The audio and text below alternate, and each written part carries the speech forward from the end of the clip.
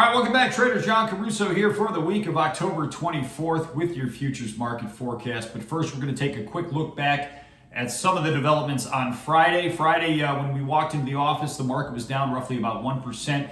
S&P was trading down along 36.50, 36.40 down in there. And then after my morning note dropped around 7:45, we did hear of a leak that came from the Fed through the Wall Street Journal, suggesting that they are looking at paring back their pace of interest rate hikes going forward. So very interesting development from that regards.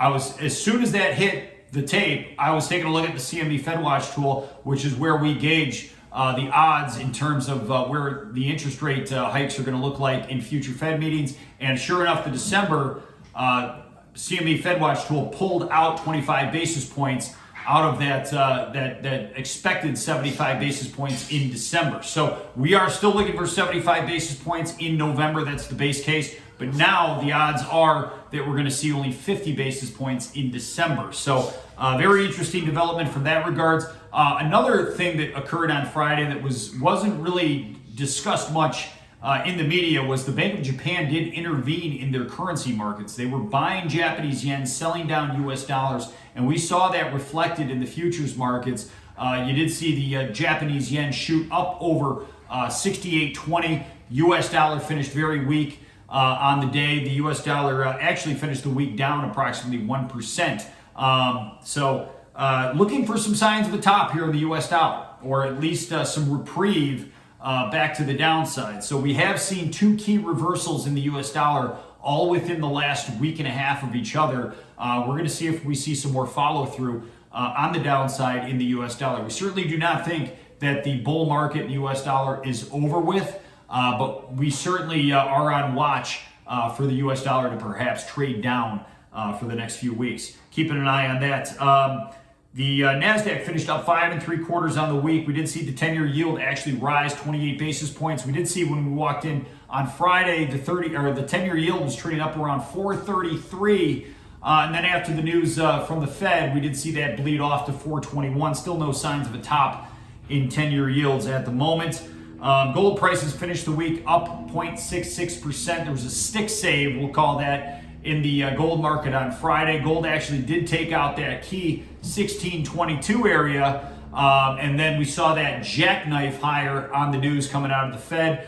So obviously the trading action on Friday, everything was all about that announcement or that leak from the Wall Street Journal by the Federal Reserve, and the fact that they might be slowing their pace of interest rate hikes. Silver was up 6.5% on the week. We're going to see if we see some more near-term follow-through. I still largely believe gold and silver are in bear markets. Both of those charts remain guilty until proven innocent. But of course, if the US dollar does want to come in some over the next couple of weeks, perhaps we could see gold and silver prices bounce a little bit from here. So bottom line is, obviously the takeaway from Friday was a nice rally. It was a bear market rally. Conditions in the economy continue to deteriorate going forward. The macro data, we believe the growth data is only in the beginning stages of its slowing. Obviously, we've seen ISMs come in.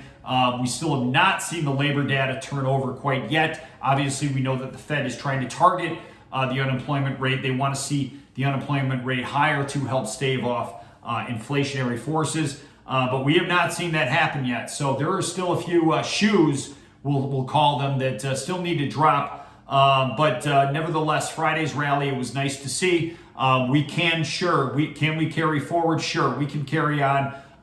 Maybe for another 3 or 4 weeks on the upside. But ultimately, we're still calling this what it is, what we think it is, and that's a bear market rally. If we can get the S&P up around 38.50 to 39.50, I think that's the area where you want to start accumulating bearish positions once again in the market. Taking a look at this week, we got a very important week on deck. We've got mega cap tech earnings all week long. Of course, you got all the big boys: Amazon, Apple, Google, Netflix actually already reported. Microsoft, they're all coming out this week, so they're going to be very important. We're going to be keeping an ear to the ground and watching for developments out of that. I don't have any really forecasts in terms of what the earnings are going to look like this week. I do think the Q4 earnings that are reported in the first part of 2023, I do think those are going to be decidedly weak. So it could be a little bit of a mixed bag this week. We're going to wait and see to hear from the big boys this week. So All in all, that's really all we have for you here this week. We're gonna keep an ear to the ground for those tech earnings. We're gonna be watching the initial claims data coming out on Thursday, and we're gonna see if we can see some more follow through in the stock market rally going forward. So best of luck to everybody out there. If you have any questions, feel free to reach out. If you want to jump on my morning market insight letter, I do send that out every single morning prior to the market open.